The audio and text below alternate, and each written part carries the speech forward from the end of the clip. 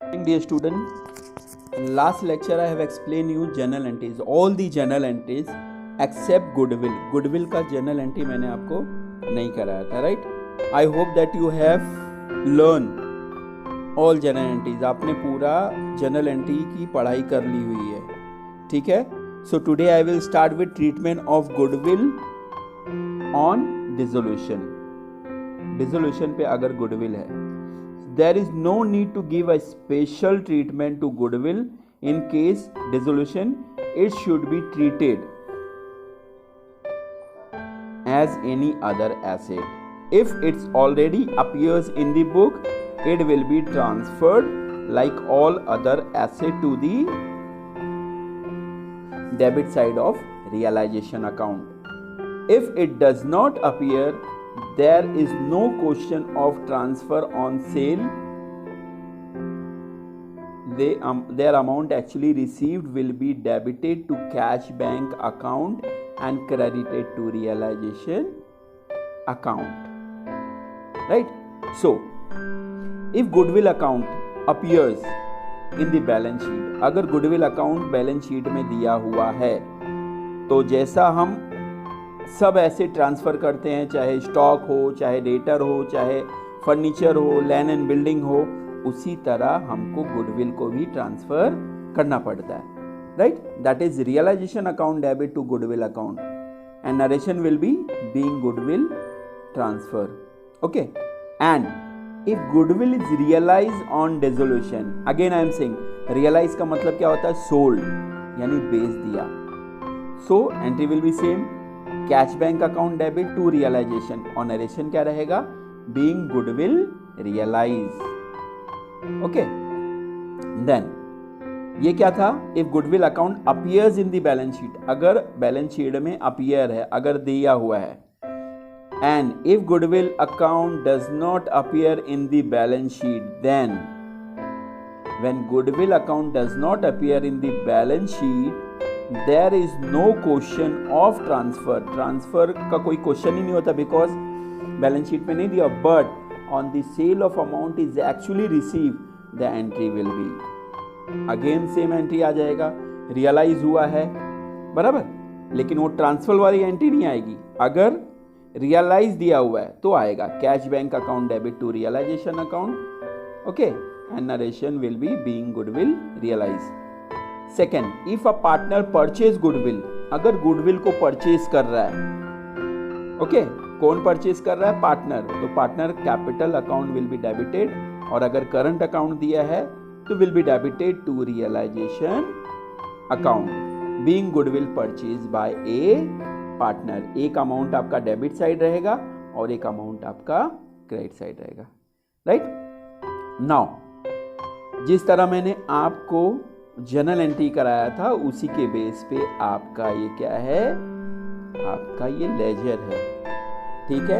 Journal entry अगर आपने पढ़ लिया है, आपको याद है, तो definitely you can do the ledger account also, proforma of realisation account.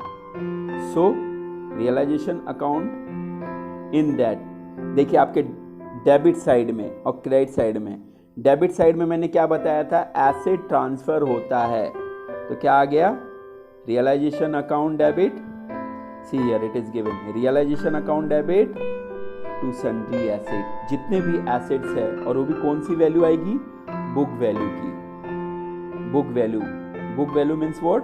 Balance sheet में जो अपीयर है वो वाले सारे एसेट्स आएंगे, और वो कौन से साइड आएंगे? Debit side. So realisation account debit to sundry asset, यानी ये ट्रांसफर वाली एंट्री है.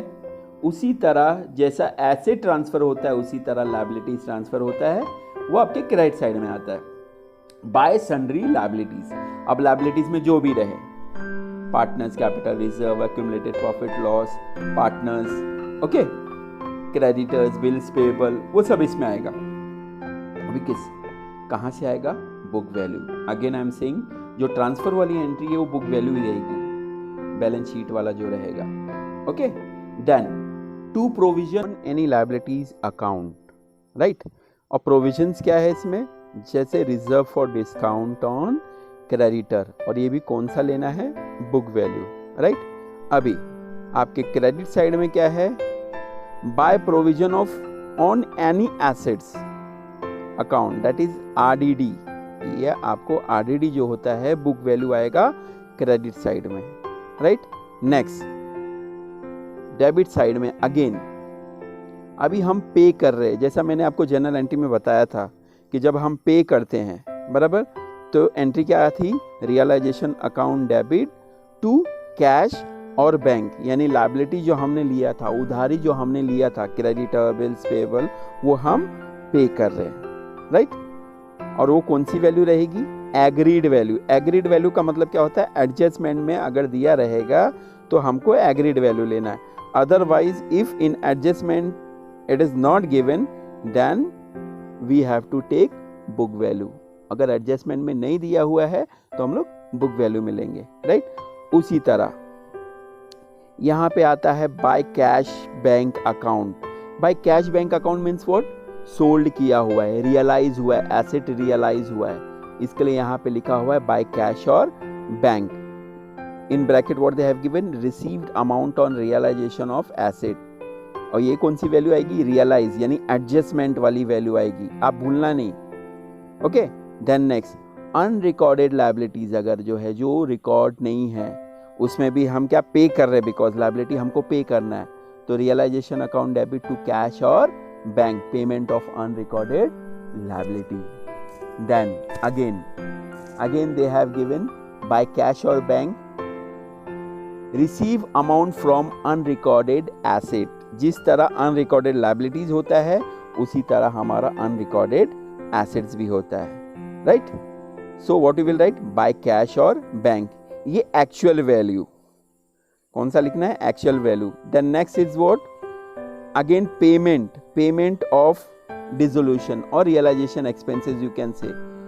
तो इसकी एंट्री क्या आएगी, realisation account debit to cash bank, that is payment of dissolution you can say और रियलाइजेशन एक्सपेंसेस, ठीक है। और क्रेडिट साइड में क्या आएगा, अगर पार्टनर एसेट्स लेके जा रहा है तो क्या आ जाएगा, बाय पार्टनर्स कैपिटल अकाउंट। अगर करंट अकाउंट दिया है तो करंट अकाउंट, और कौन सी वैल्यू आएगी, एग्रीड वैल्यू, एडजस्टमेंट में दिया रहेगा, राइट।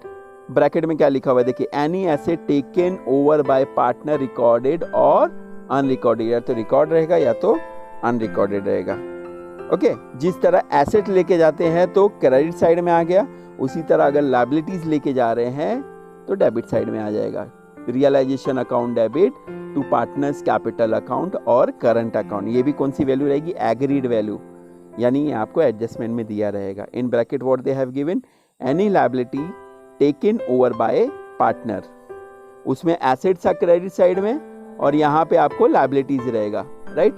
नाउ नेक्स्ट, उसके बाद हमको क्या करना रहता है, टोटल करना रहता है, total credit side minus debit side. अगर क्रेडिट साइड हमारा ज़्यादा है, अगर क्रेडिट साइड ज़्यादा है और डेबिट साइड कम है तो क्या हो गया, प्रॉफिट। और अगर हमारा डेबिट साइड ज़्यादा है, क्रेडिट साइड कम है तो हो गया लॉस। और उसको लॉस को हम क्या लिखते हैं, loss on realisation transfer at profit sharing ratio. At profit sharing ratio means what, तीनों पार्टनर में वो उनका जो भी रेशियो दिया रहेगा उसमें डिस्ट्रीब्यूट हो जाएगा, चाहे वो लॉस हो चाहे वो प्रॉफिट हो। और अगर क्रेडिट साइड ज़्यादा है तो आपके डेबिट साइड में क्या आ जाएगा, टू पार्टनर्स कैपिटल और करंट अकाउंट। इसमें हम क्या लिखते हैं, profit on realisation transfer at profit sharing ratio. It means मैंने आपको लेजर किसका कराया है, रियलाइजेशन का लेजर कराया है। तो आपको क्या करना है, अभी रियलाइजेशन का जो मैंने आपको कराया है, राइट, उसको एक बार समझना है, फिर से दूसरी बार फिर से समझना है, उसके बाद आपको बिगर देख के लिखना है। और ये टोटल किसके बेस पे होएगा, आपका जनरल एंट्री के बेस पे।